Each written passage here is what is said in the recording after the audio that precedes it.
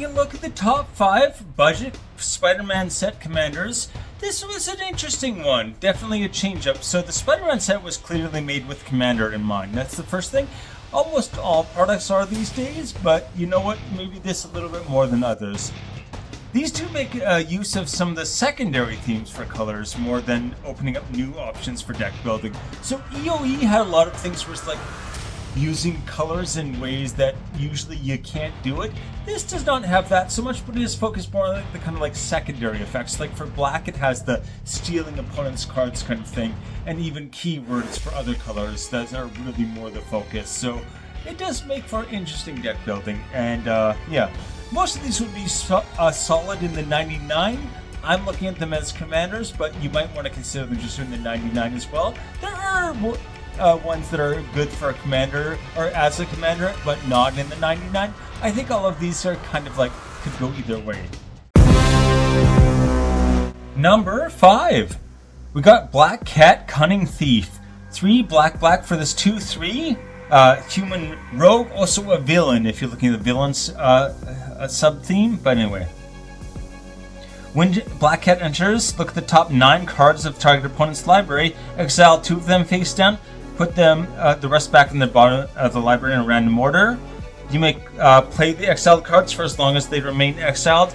Mana of any type can be spent to cast the spell this way. Super useful. This kind of is doubly useful in that you're stealing their stuff. Also, you can just take their cards out of circulation. So if you like flicker her, she can just keep like taking good cards out of their deck. Maybe really important cards. And if you look at the top 9, that's a lot, right? That's almost like what, 10% of a deck. Or I'm not going to try and do math right now, but yeah, it's a good chunk of a deck. Yeah. Again, the whole thing is 99 cards, so it is 1/11 of the whole deck that you're taking those important cards out of. And you can use them, you don't have to. Anyway, she's in 314 decks right at the moment, and she's only 44 cents. The cards I'm recommending for her are really focused on getting more out of her like stealing mechanic, getting more out of that. So first of all, Kaya's Ghost Form for 1 black. This is an aura that says enchant target creature or planeswalker you control. When that dies, return to the battle, put it into exile, and then return to the battlefield under its owner's control. So she's going to trigger again. Basically, it's like a threat. If you destroy my commander, she's just going to bounce straight back, and yeah, you're going to be sorry because I'm going to steal your cards. 99 cents for that one, and Outrageous Robbery. I love this one. X black for this instant. Target opponent exiles the top X cards of the library face down. You may look at and play those cards for as long as they remain exiled. So this steals all of the cards. You can play them if you want to, right?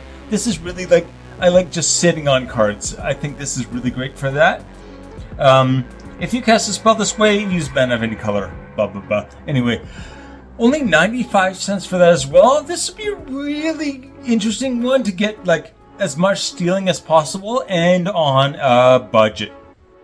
Number 4. Okay, we got Jackal, Genius Geneticist. Currently in 691 decks. He is a 1/1 with Trample, which sounds a little funky, but let's check him out a bit more. Whenever you cast a creature spell with mana value equal to Jackal's power, copy that spell, except the copy isn't legendary. So you can pop out a bunch of legendaries and copy them automatically, and the copy is not legendary, so you don't have to worry about the rule. Then put a +1/+1 counter on Jackal. So he's gonna, every time you cast a creature that has the same, it is casting, yeah, with the mana value, the CMC equal to its power, you're gonna keep like giving him +1/+1 counters and getting a free copy of that creature. Like, double value is always, it's good. Yeah, can't complain about that one. Anyway, he's only 121 right now. The real tricky part of this is being able to like reduce the number of +1/+1 counters on him. So we're going to look at 2 different ways of doing that, by removing the counter or by flickering him. Remember, when he flickers, he returns to the battlefield and he won't have any of those counters on him anymore. So we've got Oaka, Traveling Merchant for 1 and a blue. You can just tap him, remove a counter from a non-land permanent you control, draw a card. Drawing a card is a nice bonus, but what we really want this for is just getting those counters off. So you can keep like doubling your spells if you want to. Only 50 cents for this one. I want to order it, it's sold out in the Korean market one. Anyway, what can you do? Ghostly Flicker. Looking at Flicker next. 2 and a blue for this instant. Exile 2 artifact cards, creatures and or land cards you control, then return them to the battlefield under your control. 82 cents. So this is especially good if you've got like another thing where you want to flicker it, right? If you get a second target to flicker, you can even flicker a land and it comes back in like untapped, right? Flicker a basic land and just be able to have some more mana if you want to. 82 cents only. Number 3. Spider-Man 2099. The future Spider-Man. I remember these from comic books. For a blue and a red, he is a 2/3. 2 mana for a 2/3. Also, Double Strike and Vigilance. Double Strike, Vigilance, 2/3 for 2 mana. Very, very good start. But the downside, first of all, from the future, you can't cast him during your first, second, or third turns of the game. So you can't rush him out. He's a 2 mana commander that you can't get out on turn 2. Which is kind of weird, but the value you get from him is just so good at the same time. It also gives you time to set up for the rest of his abilities. So let's look at the rest of his abilities. At the beginning of your end step, if you have played a land or cast a spell this turn from anywhere other than your hand, so exile or even the top of the deck or whatever, Spider-Man 2099 deals damage equal to his power to any target. So there's kind of 2 ways you can look at this. I'm focusing on the casting from exile or casting from anywhere other than your hand. You can also do the boosting his power to make those automatic pings just do a lot more. He is currently in 858 decks, so definitely a lot more. A low-cost commander that can't go out of the first 3 turns feels really weird, but still pretty good. Like, there's a lot of commanders you can't get out in the first 3 turns, or potentially can't get out in the first 3 turns. You can easily, cast him and do something else. He's also very flexible in that he's triggered just by anything being cast from anywhere other than your hand. Other than your hand is not a huge requirement, right? So we've got Philip? Is it supposed to be Philip? Anyway, Lost on the Range. I've heard that pronounced before and I totally spaced on it. Anyway, 1 blue for this legendary creature, Homunculus, 1/1 with Ward 2. People hate Ward. It's better than nothing, I always say. You may look at the top card of your library at any time. The top card of your library has Plot. The Plot cost is equal to its mana cost. You may plot non-land cards from the top of your library. So you can plot them. That is not casting, but then you get to cast it later. So on a later turn, you get to just keep casting things, triggering his ability over and over and over, making it super easy to trigger as well. That's always very nice. And Spider-Verse. We got 3 red for the... If you want to go with the Spider-Man theme, this is great. First of all, the legend rule does not apply to spiders you control. We kind of don't really care about that, but whenever you cast a spell from anywhere other than your hand, you may copy it. Once again, anywhere other than your hand and you're getting a copy? This is starting to feel like the last commander, but anyway. If you do, you may choose new targets for the copy. If it's a permanent spell, it gains haste. Do this only once each turn. So there's a downside there, but really all you want to do is cast something from somewhere other than your hand once per turn, and you're triggering your commander and you're getting a second copy free. 121, well worth it. Number 2, we've got Iron Spider Stark Upgrade for 3 colorless. So this is a colorless commander, which means one of 2 things, right? Usually artifact creatures are Eldrazi, so let's take a look. He has a 2/3 with Vigilance. Vigilance is very big with Spider-Man, it seems, which makes sense, I guess. You can tap and put a +1/+1 counter on each artifact creature and or vehicle you control. The fact that it covers vehicles as well is quite nice.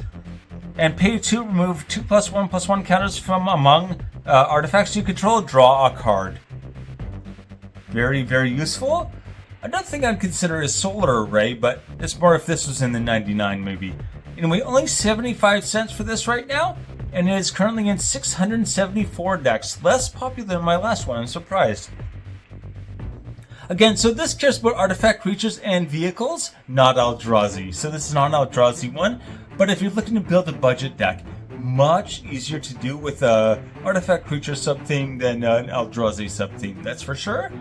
And +1/+1 counters is also a great theme to build around. As a secondary theme, it does so much work. It is just all about value. It's one of my go-to themes. I either have like token creatures or counters. Every deck should have one of the two, I think, because it's just so much value. The fact that it covers vehicles as well is just very nice. So for my recommendations for that, Steel Overseer, really obvious one here. 2 mana for this 1/1. Tap him, put a +1/+1 counter on each artifact creature you control. So yeah, that's quite good already. 34 cents only. So every artifact creature you control can get 2 +1/+1 counters every turn. No, like, yeah, nothing to complain about there. Next up, we have Triskelion for 6. It enters the battlefield with 3 +1/+1 counters on it, so it's like Walking Ballista if you cast it for 6, basically. Remove a +1/+1 counter from it, it deals 1 damage to any target creature. Or I guess if you cast it for 6, sorry. Anyway, yeah, you're going to keep just making all these +1/+1 counters and throwing them on Triskelion, and then you can, like, take them off and just deal 1 damage to any target. Sorry, I think I said target creature. It is any target. So you can just load these up and, like, take someone out of the game. Really nice, easy as well. 21 cents only. Crazy. Number 1, we've got the Grumpster. Who is Spider-Man? He's a criminal, that's who he is. A vigilante, a public menace. What's he doing on my front page? Mr. Jameson, your wife is on line 1. She needs to know if you... Mr. Jameson, there's a page 6 problem. We have a page 1 problem, shut up.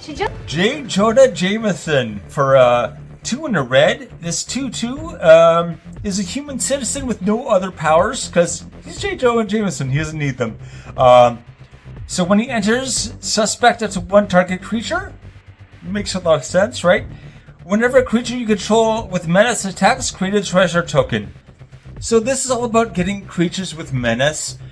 Finding creatures in red with menace is not hard to do. Menace is surprisingly annoying as well, because they have to keep throwing 2 blockers for every creature, otherwise they just can't do it. How many blockers do you have? You know, if they've got some token deck where they can just keep throwing a bunch of blockers up, no problem, but they're probably not taking out your creatures. Anyway, he's in 570 decks only. J.K. Simmons was actually born before this character was made. Yeah, 8 years earlier. He's so, like, J.K. Simmons in my mind is just so, like, J. Jonah Jameson that, yeah. I almost can't say their names together because they both start with J, but... Also, yeah, J. Jonah Jameson was based on Stan Lee. It's like a grumpy version of Stan Lee that he put in his own comic book, which I think is pretty hilarious. But yeah, all about the menace keyword. I'm not going to focus a lot on that, looking more at like the treasure aspect of it, right? How do we get even more value out of treasure, which is already like Value City, right? Anyway, if I didn't say 25 cents for this only, the cheapest one in the list is my number 1, huh? We got Reckless Fire Weaver for 1 in a red. Whenever an artifact creature enters, an artifact enters the battlefield under your control, it deals 1 damage to each opponent. So every time one of your creatures with menace attacks, makes a treasure, each opponent takes 1 damage automatically. Just ping, ping, ping, ping, ping. That is only 55 cents. Next up, we got Crime Novelist for 2 in a red. This is a card I expected to go way up in value, and it crashed instead. Anyway, whenever you sacrifice an artifact, put a +1/+1 counter on him and add a red.